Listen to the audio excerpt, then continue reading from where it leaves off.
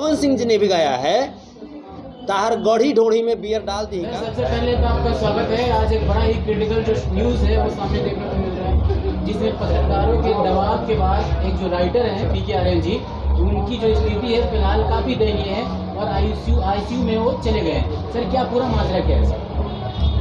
अभी तो वही सुन करके हम भी आए, हमको भी जानकारी मिली कि इस तरह की बात है। एक बहुत ही अच्छे गीतकार हैं पीके आर्यन जी, जिनका भी एक हाल फिलहाल में गाना वो ढोड़ी चटना ऐसा कुछ करके गाना था, जो कि ये बजा भी गाना, और उसी को लेकर के कुछ जो तथाकथित पत्रकार जो अपने आप को पत्रकारिता के माध्यम से अपने आप को समाज का एक सेवक बोलते हैं, तो वो जो पत्रकार महोदय हैं तो वो पत्रकारिता नहीं करके वो एक प्रकार से कह सकते हैं कि लोगों को टॉर्चर करने का काम कर रहे हैं, और उन्हीं लोगों को टॉर्चर करने का आज परिणाम है कि ये गमगीन माहौल जो भी संशय का माहौल है। ऐसे ईश्वर श्री कृष्ण से हम कामना कर रहे हैं ऊपर वाले से कि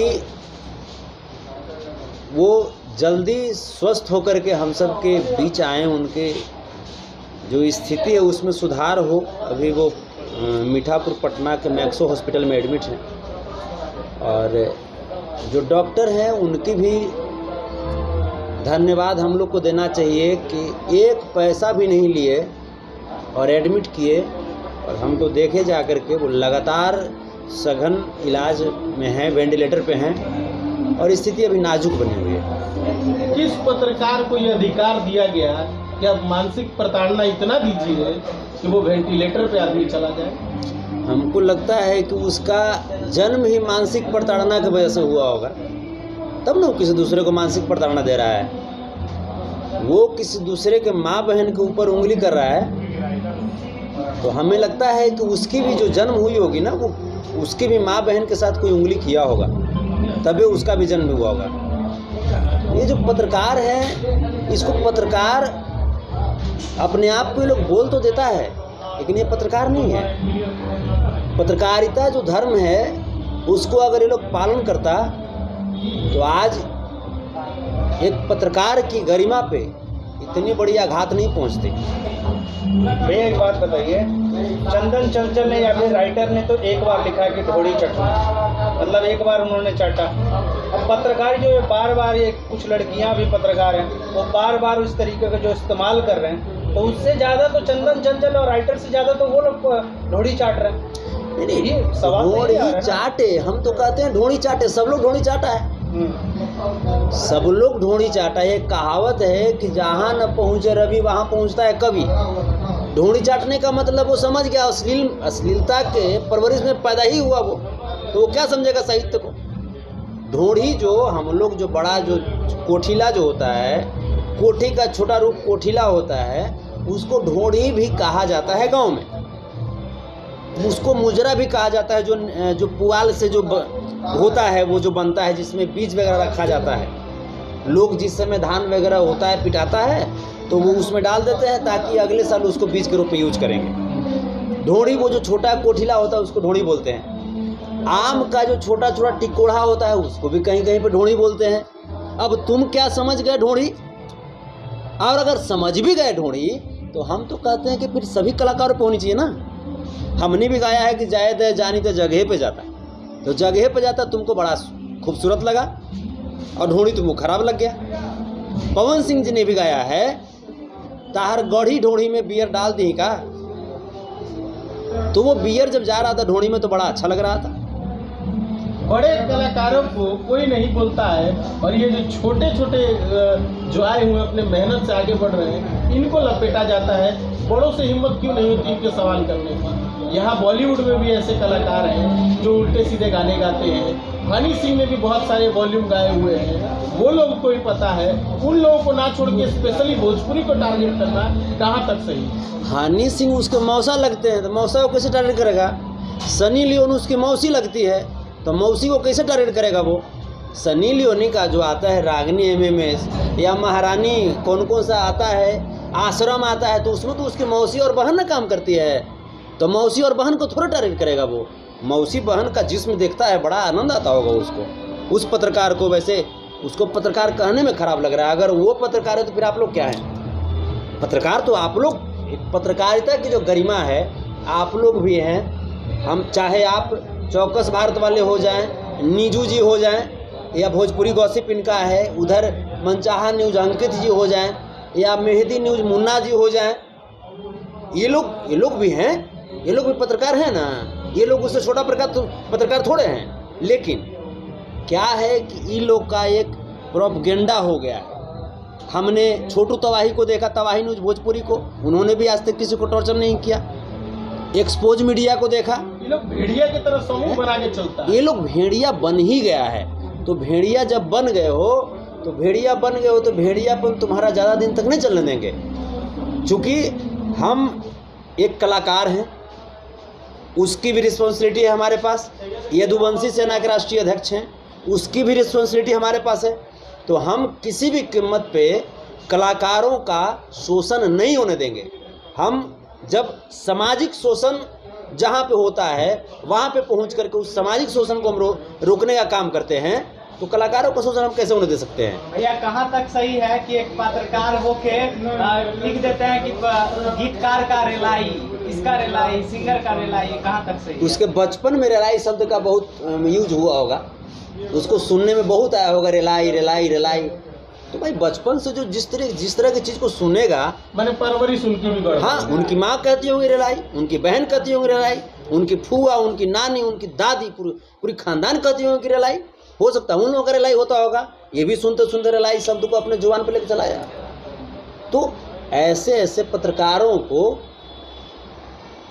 जितना भी हम भर्त्सना करें वो कम है, और सिर्फ भर्त्सना करने से काम नहीं चलेगा।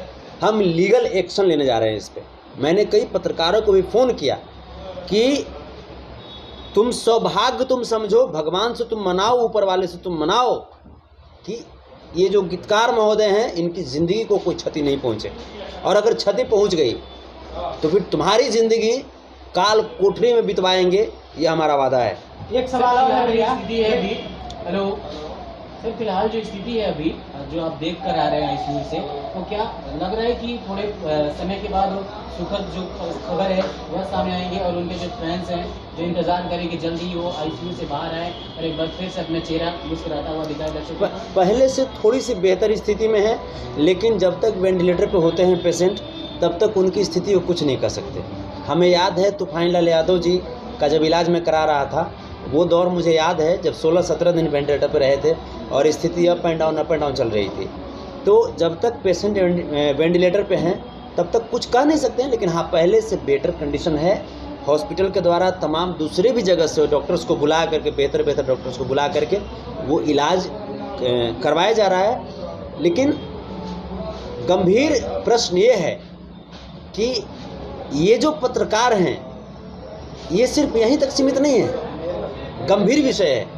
एक पीके आर्यन जी के साथ हुआ, वो झेल रहे हैं। गंभीर विषय है कि जो पत्रकार हैं, मैंने फ़ोन भी किया 1-2 पत्रकार को, उन्होंने कहा कि नहीं हम तो उस कलाकार को बोले हैं, हम तो एक कलाकार है बुलेट राजा, उसको हम बोले कि जे भाई उसका हम गाल छू करके पूरा लिए हैं आप जैसे इंटरव्यू, तो बुलेट राजा को तो दिक्कत नहीं है। हमने कहा कि बुलेट राजा बोलेंगे ना मीडिया में कि हमको दिक्कत नहीं है, और अगर उन कलाकारों को दिक्कत नहीं है तो फिर उस कलाकारों के साथ कोई अनहोनी होती है तो फिर वो कलाकार किसी दूसरे कलाकार से नहीं कहेंगे कि हमारे साथ ऐसी अनहोनी हुई है।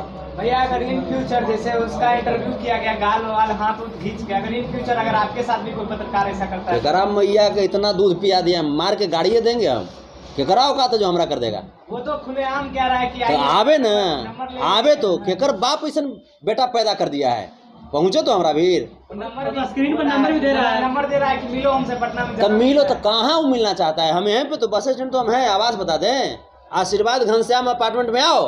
तो बाप अगर ज्यादा औकात वाला है और तो मैं जाए दूध पिया दिया है तो आओ, तुम स्थिति नहीं पैदा कर दिए बेहतर, तो फिर तुम भी बताइए दो कि संतोष यादव किसका नाम है।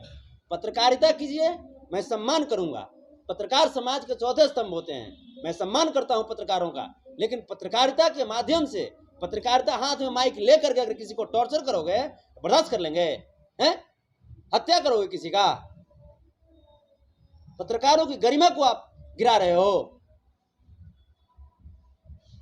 जाते जाते सर क्या कहेंगे, आज जो जिस तरह से स्थिति नजर आ रही है, सुबह से लगातार जो हॉस्पिटल के बाहर लोगों का तांता लग रहा है, उनके चाहने वाले लोग तमाम भोजपुरी के कलाकार जो आ रहे हैं जी, क्या कहेंगे? सभी लोगों से मैं यही कहना चाहता हूं कि धैर्य रखिए और ये एकता के सूत्र में खुद को बांधने का ये घड़ी आ चुकी है। इस संकट से हम लोगों को सीखना चाहिए कि हम लोग एकता के सूत्र में बंधें और संगठित होकर के कार्य करें। जो अच्छे पत्रकार हैं उनके साथ हम लोग इंटरव्यू करें या कुछ भी करें, लेकिन जो जिसके पत्रकारिता मालूम नहीं है, जो चिल्ला करके सोचता है कि चिल्लाने से पत्रकारिता होती है, तो वैसे लोगों को बायकॉट करें और वैसे लोगों का हमें लिस्ट भेजें। मैं उस पर एक्शन लूँगा, मैं एक्शन लूँगा उस पर, क्योंकि ये वो दौर नहीं है जो आप कुछ भी करके निकल जाओगे और लोगों का मानसिक प्रताड़ना आप करोगे और बर्दाश्त कर लेंगे।